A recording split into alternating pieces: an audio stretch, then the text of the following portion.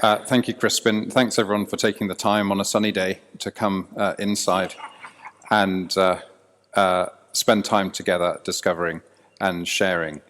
I couldn't be more delighted to be in Liverpool. I spent a very formative year in Liverpool, 1987, working with this gentleman here, Neville Black. And it's really Neville who's to blame for HeartEdge, in that I can remember a conversation that I had on the phone with Neville in 2013 when I was sitting in my sitting room in Trafalgar Square, talking about what I thought St. Martin's was. The thing about Neville is that, you could be running Amazon or you could be running Facebook or one of these global giants, and Neville would want to talk to you about what its potential was. Neville's the sort of person that always believes the future's bigger than the past, and that's why he's such an inspiring person. And it was really in conversations with Neville and his suggestion that we form a network of kingdom churches that HeartEdge ideas began to grow. So Neville's a legend. If you don't know him, the most important thing you can do today is spend some time talking. It's hard to know where to begin, and that's why we called this I Wouldn't Start From Here. But I want to begin with a conversation a friend of mine had about a month ago in Georgia in the United States. He's a palliative care doctor, and he had a conversation with two of his nurses. And he was furious with them because they were hesitant about intubating a COVID patient on their ward. And he told them, look, if he was a smoker and he had lung cancer, you wouldn't think twice. If he was an alcoholic and was driving a car when well over the limit and had crashed into a tree, you wouldn't even bat an eyelid about treating him. Why is it any different for this person? Well, of course, we all know the answer. The answer is because somebody who's not taken the vaccine in Savannah, Georgia in 2021 is obviously on the right side of politics. And the nurses were expressing their political views by having hesitancy about treating this particular patient. And he told them they were out of order. Why is that an appropriate place to start? Well, if you're involved in the voluntary sector or in compassionate outreach or in charitable work, as I guess is every single person here is in some form, the one thing you take for granted is the principle that my doctor friend was sharing with his nurse colleagues, which is it's regardless. You can put it in that single word, regardless. Your job is to care for everybody regardless. Your job is to love everybody who God loves. Now, the reason I want to start there is because people didn't always think like that. People started thinking like that in the year 337, and I've entitled this talk 6 States that are going to generate. Thinking back to Bruce Forsyth, I think, was where that came from. That probably dates me, but looking around, I think you're all there. That idea was invented in 337. You might say, well, sure, it's there in the Good Samaritan. Surely it's there in Matthew 25 and when did I see you hungry and so on. Well, yes, it is there.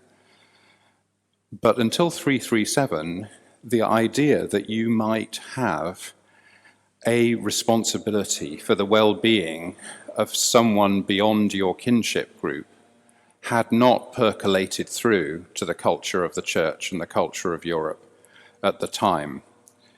And what happened in 337? Well, each of these dates I've got for you has got a date and a place. The place is Amiens in northeast France.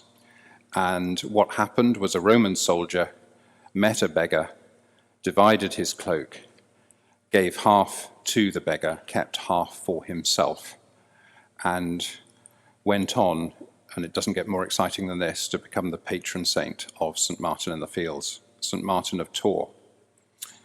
He's called St. Martin of Tours because he became an abbot and then a bishop in Tours in western France. But this incident happened at the gates of Amiens in 337 in northeastern France.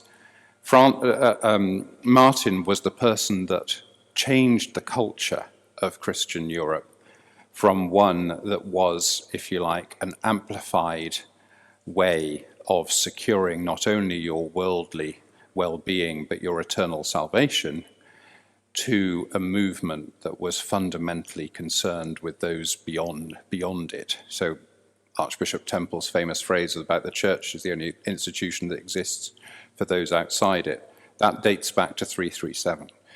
And the whole paraphernalia, the whole superstructure of church involvement in social outreach of one kind or another, the fact that churches ran all the hospitals and all the schools in medieval Europe, it all goes back to 337. It all was pretty much invented by St. Francis. So as you'll see, as I go through these 6 dates, 4 of them are going to be associated with the 4 C's of HeartEdge, with which some of you will be familiar. And this one, of course, is the compassion connection. So to move to the next date is about 100 years later, 426, and this the location for this one is Hippo in northern Africa. And when I mention that name, you probably can guess who I'm going to be talking about as the next figure in constructing HeartEdge. What these people didn't know, what Martin didn't know, is that his work was eventually going to lead to HeartEdge. If he'd known that, he would have been even more excited and even more famous than he became. He was the patron saint of France and so on. But most importantly, he was a progenitor of HeartEdge. So 426 was when St. Augustine of Hippo wrote The City of God. And in The City of God, in Book 19, he talks about where there is no true worship, there can be no true justice. Now, the reason why I've chosen him to represent the congregational strand, the second C of HeartEdge, is that what we have, I hope, rediscovered during the pandemic is the significance of congregational life, if you like, so much that we can't experience online. People have done amazing and fascinating and creative things to keep churches going online, but as Crispin said at the beginning, it's not quite the same. So what is not quite the same? And I'm going to suggest to you that what's not quite the same is we don't have the same sense of the politics of the church, the politics of the local congregation. And the politics of the local congregation, you know what that is in a negative sense. I discovered it anew when I addressed our annual meeting on Zoom this year in May, when I thanked pretty much everybody in the whole world for their ministry at St. Martin's in the last year, and the church wardens thanked a bunch of other people. And then the first question from the floor was, why had I not thanked the flower arrangers? Now that more or less sums up the politics of the church as we all experience it on a day. That's not the kind of politics that I'm talking about. The kind of politics I'm talking about goes back to Augustine's idea that true justice is founded in worship. And just to give some illustrations of that, one thing we haven't yet reintroduced at St. Martin's, a beloved part of the liturgy, I think actually we had a go the last Sunday, was the Offertory Procession, classic of Anglican worship, where you bring up the bread and the wine and sometimes also the money to the altar table. Why is the Offertory Procession so significant? What it represents is that we each bring our differences in economic income, our differences in access to resources. We bring all those differences to the table and we receive back the same. Wafer, cup, well, not the cup at the moment, but you know what I'm saying. That is a politics. That is, whisper it quite, socialism. You know, we all bring our differences to the table. We receive back the same. That's how the church reenacts its politics. Likewise, in the breaking of the bread, we say that peace is made with God not through sacrifice, but through remembering the sacrifice of Christ. That's that's a huge statement about what we think war and peace is, and it happens in what's technically called the fraction. When we break the bread, we make a statement. That's a political statement.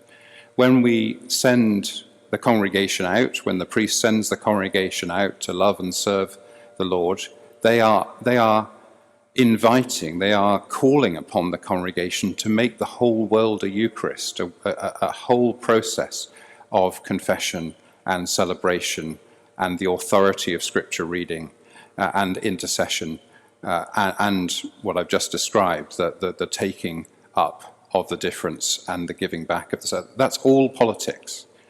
That our congregational life is the place where we enact our political views, and our political views are shaped fundamentally and more than anywhere else by the way we worship. All of that goes back to 426. I'm not going to say Augustine invented that. I think it's all there in the New Testament. But Augustine is the person that put that, if you like, in such a clear way that showed that the church has its own politics and is not just a sort of watered-down version of the politics of the secular world. So that's the second C, congregation. The first one was compassion that came out of St. Martin of Tours. And now we'll go perhaps to a surprising place, Cordoba in 929 for the third C. What was happening in Cordoba in 929? Well, a gentleman by the name of Abd el-Rashid III, not a household name today, became the Caliph of Cordoba. He was the first Caliph outside Mecca and Medina. A bit like Napoleon, he decided to call himself a Caliph and anyone else could get lost. Now, he came up with a really novel idea. He was Muslim. He came up with the idea that the way to commend Islam to the people of Spain in the 10th century, who were Jews and Christians, was not to annihilate them. What an extraordinary idea. Nobody had thought of this before. People thought that annihilating people was the best way to bring about conversions. There is an inherent flaw in that theory, if you think about it. But people still were pursuing that line, and actually you could say for the time since, it's still a very popular line. I think one of the breakout groups this afternoon is discussing the difference between ISIS-K and the Taliban, because if you know the difference, tell me, because it's fascinating. Anyway, the idea that you persuade people of the righteousness of your religious convictions by killing them is still very much with us. He was really the first person to have the idea that the way to persuade people of your faith was to permit a flowering of culture.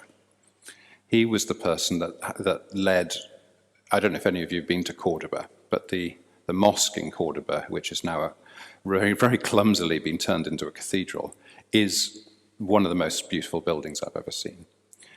And its arches, its red and white striped arches, just go on, everywhere you can see. If you stand in the right place, you just look everywhere, 360 degrees, and you see these amazing arches.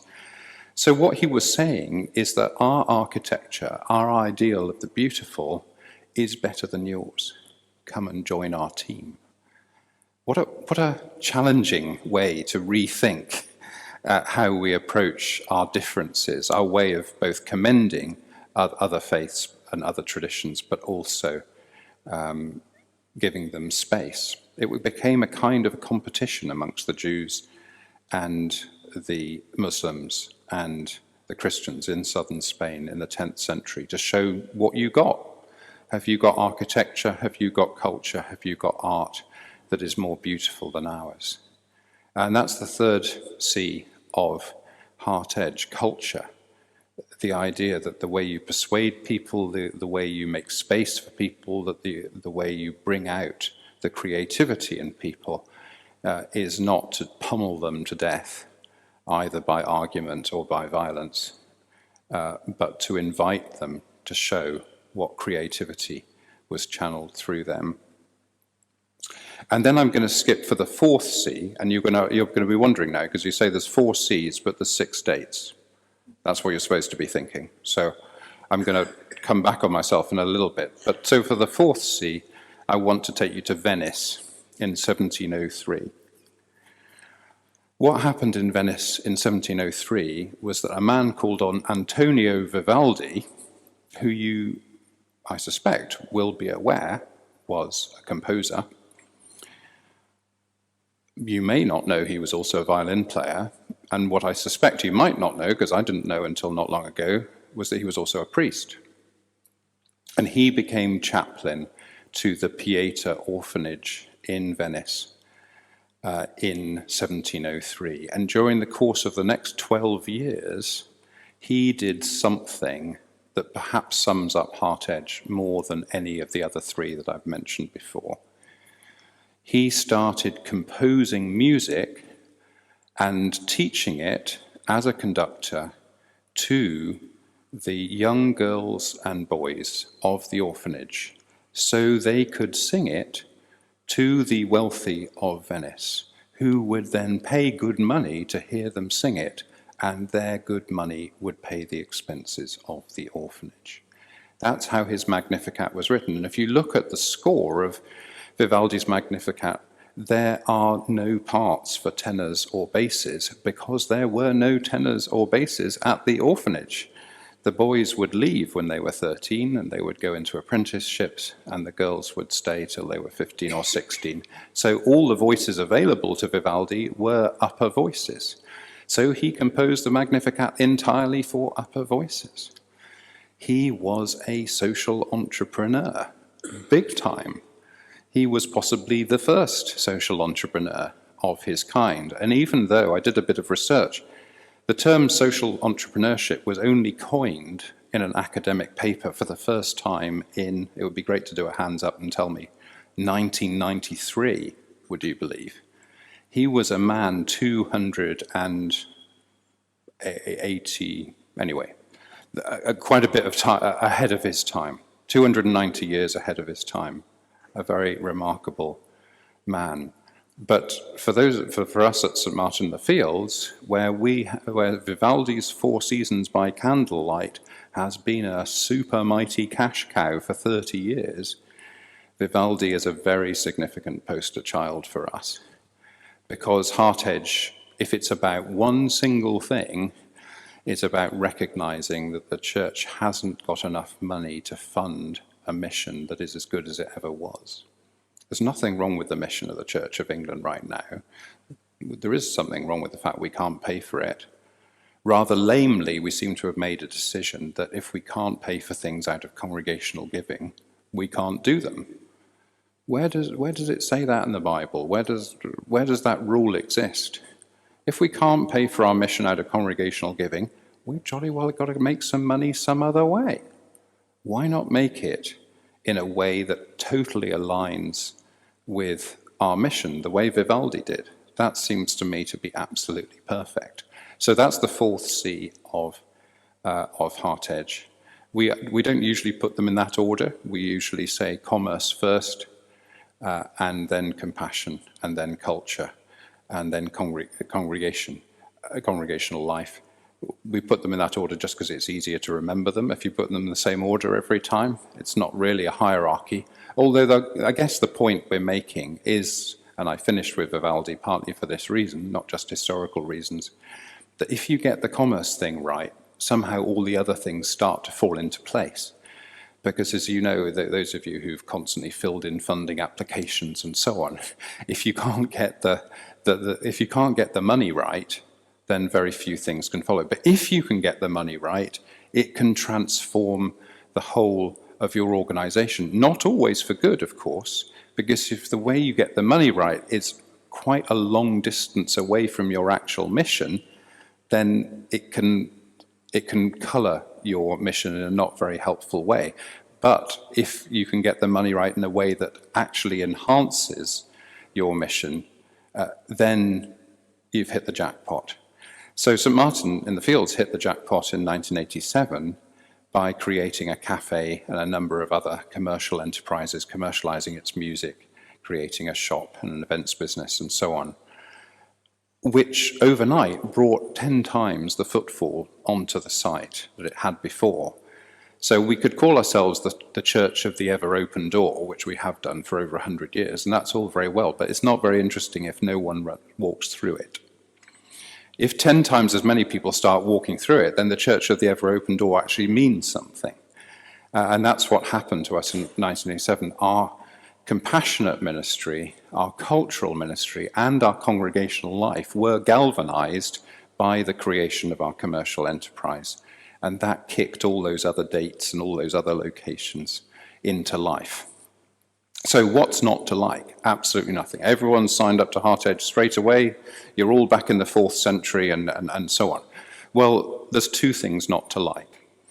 And that's where I'm going to dwell for a few more moments on these other two dates.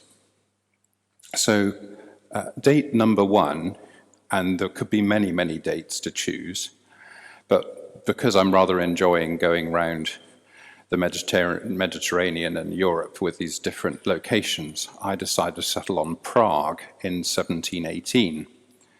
What happened in Prague in 1718? You may have heard the name of, you may or may not know all the historical details of the defenestration of Prague in 1718. That was when a bunch of Protestants threw a couple of Catholics out of the window of a 3-story building in Prague. The building is still there to this day. They didn't actually die, and Catholics and Protestants are divided on the view of the Catholics that the angels carried them down to the ground, and the view of the Protestants that they fell into a dung heap, and that protected, therefore. I'm sure we're a mixed company today, and I'm not going to make a judgment. I'm not in a position to decree on why they didn't die. But it was a sort of 70 feet fall, so they probably ought to have died. Anyway, what was significant about the defenestration of Prague, it's now thought of as the key event that started the 30 Years' War, which ravaged Europe and killed about a third of Europe's population between 1718 and 1748. Why is that significant for us today? Well, just one or two of you may have heard the phrase, "Religion's the cause of all the wars in the world." Probably one of the biggest claims against Christianity, obviously exaggerated. We seem to have, in the 20th century, got on quite happily with killing each other for not particularly religious reasons. However, it still has force, and the reason it has force, and the reason for mentioning it today, is the church has got an awful lot wrong. And obviously, we would have a different list that would involve safeguarding issues today and many other ghastly errors that the church has made, institutional and individual, in different ways. And that's partly what we're up against. I'm certainly not going to make a big detour, unless people want to, in questions, into some of the issues of the day. I'll simply say this. When I was growing up in the 70s, the church was irrelevant. Now here we're all sitting here in 2021 and the church is immoral. Thanks for that. That's really helpful, everyone who's been part of that transformation, but I think you all know what I'm describing. That 1718 is still with us, because Immanuel Kant, in the 1790s, who founded our modern system of thought, whether we like it or not, we're all Kantians today. What did he try to do other than to unpick the knot of the 30 Years' War, 150 years later, and try and found society and cultural values on something other than religious conviction? Why? Because it had become clear to everybody that religious conviction led to conflict. And in any workplace today, or in any school today or university institution, you will have some kind of Kantian principle at the heart of the institution, which says we have to divorce people's religious convictions and other convictions, which are now regarded as their private life, from their public commitment to treat everybody equally, going back to St. Martin in 337.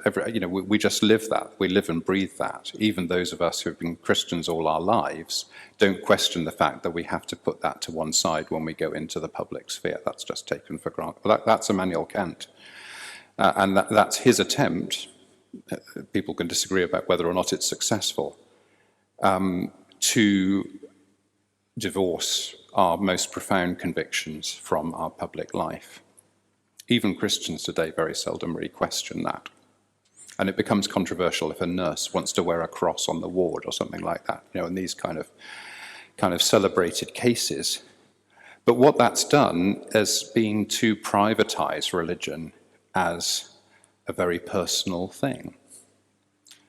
Religion is not a very personal thing. It can, it's great if it's personal, but it's never just a very personal thing. And the other date, apart from 1718, it's the last date that I'm going to talk about. It's possibly the most important one for HeartEdge. That probably couldn't have happened without 1718 is the only one of those 6 dates that actually happened in the UK.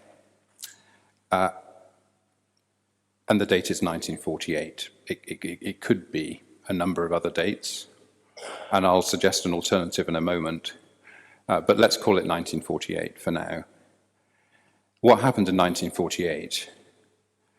Well, if you look back to, and this is a question really for today, what have we all learnt from COVID and how will society be different?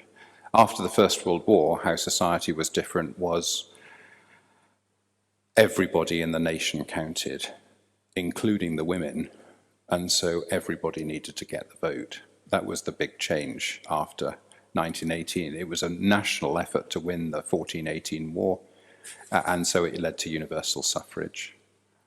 What happened after the Second World War was that we had to make a land fit for heroes to live in, which the Britain of the 1930s certainly wasn't.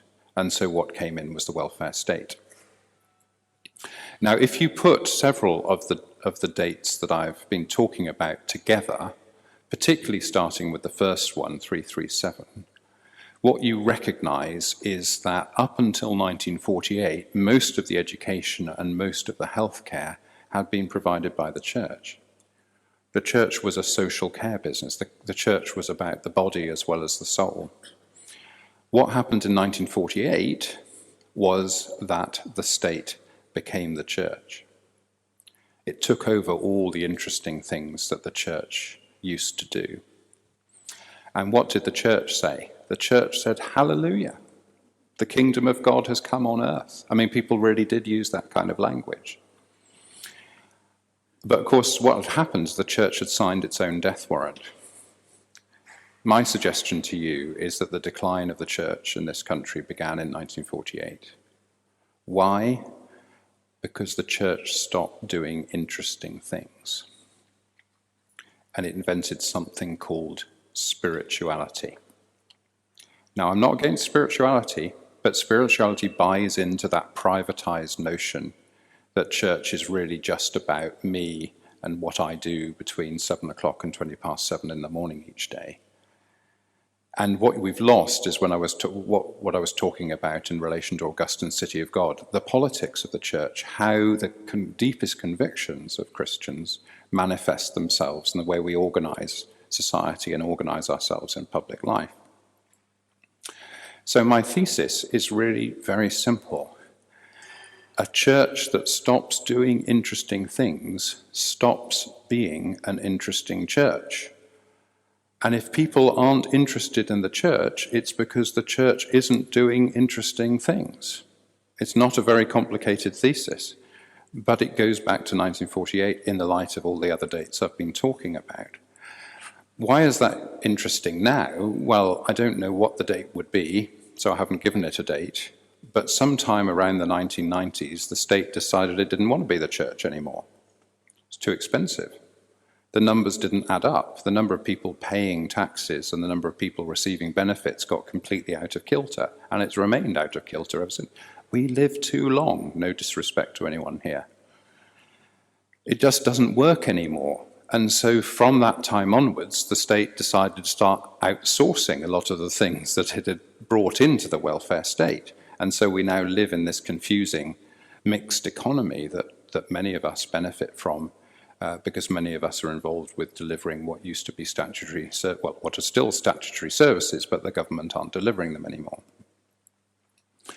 It should be a fantastically exciting time to be the church, because the church is having the opportunity to re-inhabit a lot of the territory that gave it its vibrancy, that put it in touch with grassroots culture, that gave it a chance to do interesting things. But what is the church saying? The church is saying, oh, no, the state needs to do all that stuff. We don't want to do interesting stuff. Do you see what I'm saying? We've got this fantastic opportunity now in our generation to reclaim the kind of soil that made the church an interesting community. If the church is not an interesting community, why should anyone be interested in it? You know, if a local church, and let's take a village, because probably none of us live in a village. Let's take a village. If the church is not a blessing to its community, if its building is not available to that community to meet together when there's no other obvious place in the community, if it's not providing some sort of Wi-Fi hub for those who are working from home to come and gather together and have a coffee together, if it's not doing those kinds of things, if it's not making its life available to young people who've got, it would be a long bus ride into town to do anything interesting in the cinema. If it's not providing a cinema in the church so that people don't have to go on a long bus ride and you can meet it, if it's not doing that, it doesn't deserve to be still going, in my humble opinion, because that's the job. If it is doing those things, people will be interested in it, and it's got a very big future. And that's the threshold we're at now. And so the reason for sharing with you those 6 dates, the 4 dates of the 4 C's and the 2 dates of the challenge and the opportunity that we have before us, is to say this is what HeartEdge is about. It's about going long back in our history to find the deep roots of what our most significant convictions are, and of how God has renewed the church and showed the public face and the social significance of the church over 2,000 years. Here are the 2 problems we face. The church has got an awful lot wrong, 1718, and the church has more or less painted itself into a corner, 1948, where it doesn't give itself a chance to do interesting things. And I guess the last thing I'd say, and I don't try not to talk too much about St. Martin's, but why is St. Martin in the Fields a church that has thrived so much in the last 30, 40 years and has had the chutzpah to set up something like HeartEdge? Because it never stopped doing interesting things in 1948. That's why people respect it, because it still had social outreach that now reaches all over the United Kingdom through its Vicar's Relief Fund and helping people avoid being evicted for rent arrears and things like that. We address homeless issues all over the country. We've never stopped doing those kinds of things, which is why people have never stopped finding us interesting, which is why I'm here. Because what I hope I've given you is an appetizer for what HeartEdge can be. We face challenges as a church. A lot of them are about money. We can turn those challenges into opportunities if we do 2 things. We go back in our history to realize the resources we have in our history. And then if we face these problems as opportunities and seize those opportunities to see how God is renewing the church.